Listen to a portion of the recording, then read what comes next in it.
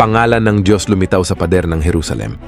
Isang pambihirang pangyayari ang naganap sa Jerusalem na ikinagulat ng buong mundo na kung saan ang pangalan ng Diyos ay lumitaw sa makasaysayang pader ng Jerusalem. Ang insidenteng ito ay nagdulot ng malaking interes at reaksyon mula sa iba't ibang tao at relihiyosong grupo. Kaya naman hindi ko na patatagalin pa, simulan na agad natin.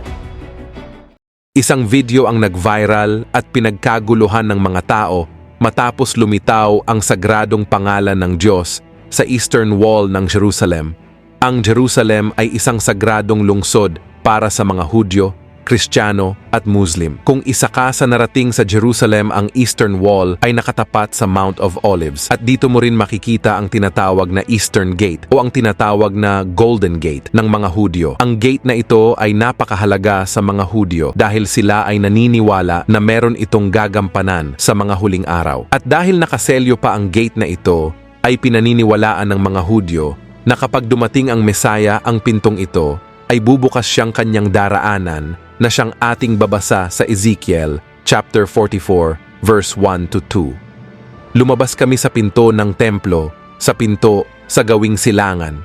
Pagkalabas namin, sumara ito ng kusa. Sinabi sa akin ni Yahweh, mananatiling nakasara ang pintong ito. Walang dadaan dito sapagkat ito'y dinaanan ni Yahweh. Dahilan na nga kaya nananatili itong nakasara at walang kahit na sino ang dumaraan, kung saan karaniwan din naniniwala ang mga Kristiyano na ito ang pintuan kung saan si Jesus ay pumasok sa Jerusalem. Subalit maraming mga Hudyo ang nakapansin sa Eastern Wall na may tumubong halaman at ang mga ito ay bumuo ng letra na pinaniniwala ang pangalan ng ating Diyos. At kung mapapansin ang pader, ay makikita na parang may nakaukit na salitang Hebrew. At kapag isinalin sa salitang Ingles, ang mga ito ay YHW, na sinasabi ng mga Hudyo na ito ang name of God. Sa Hebrew, ang pangalan o spelling ng Panginoong Diyos ay Yud-He-Vav-He o YHWH. Sa salitang Ingles na siyang tinatawag na 4 na titik o tetragrammaton na name of God. Kung ito ay babasahin mula kanan pa kaliwa, ay mababasa ang mga titik na Yud-He-Vav.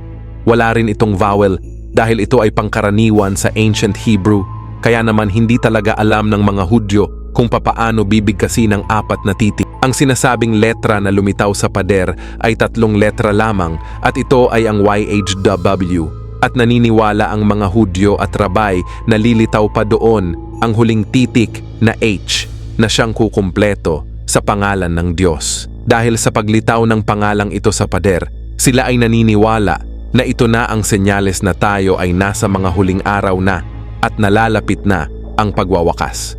Ganon din ang mga Kristiyano na naniniwala na ang mga nakasaad sa banal na kasulatan ay unti-unti nang natutupad gaya ng nakasaad sa Deuteronomy 28:10. At makikita ng lahat ng mga bayan sa lupa na ikaw ay tinawag sa pamamagitan ng pangalan ng Panginoon at sila'y matatakot sa iyo. At yung lumitaw na letra na pangalan ng Diyos sa Eastern Wall ay ang sinasabi sa visyon ng propetang si Isaias. At mangyayari sa mga huling araw na ang bundok ng bahay ng Panginoon ay matatatag sa taluktok ng mga bundok at magiging mataas sa mga burol. At lahat ng bansa ay magsisiparoon doon.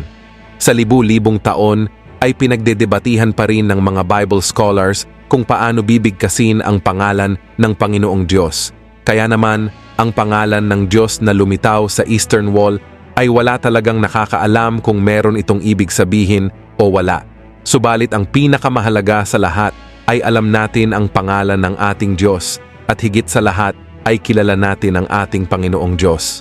Sa kabilang banda ay wala namang nabanggit ang banal na kasulatan na kapag nagkamali ng bigkas sa pangalan ng Diyos ay maaari na tayong magkasala dahil ang malinaw na kautusan ng Panginoon na nakasaad sa Exodus 27.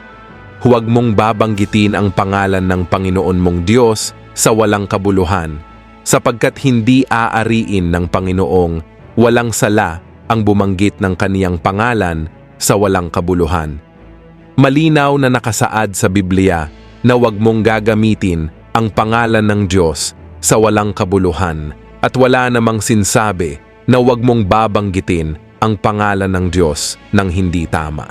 Ganun pa man ay nag-iisa lang talaga ang pangalan ng Diyos at ito ay hindi pa matukoy kung papaano ito bibigkasin.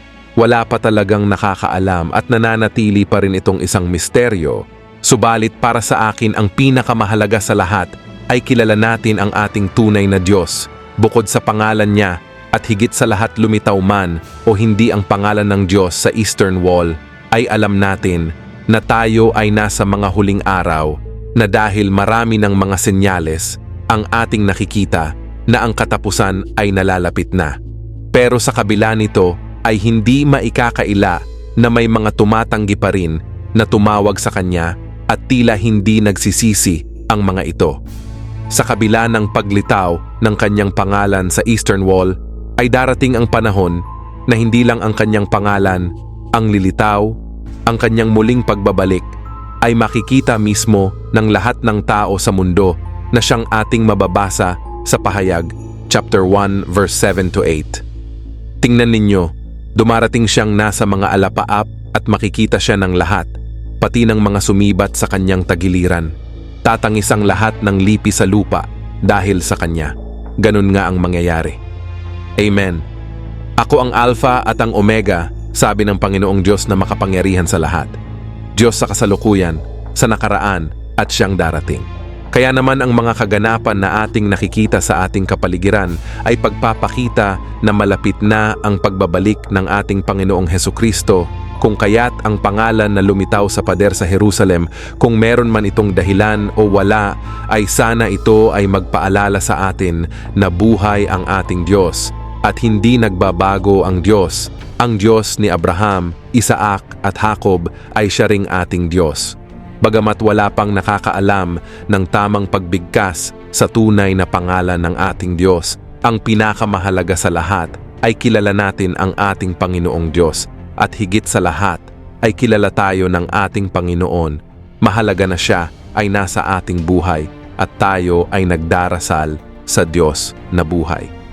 Ikaw, anong opinyon mo sa video natin ngayon? Comment down below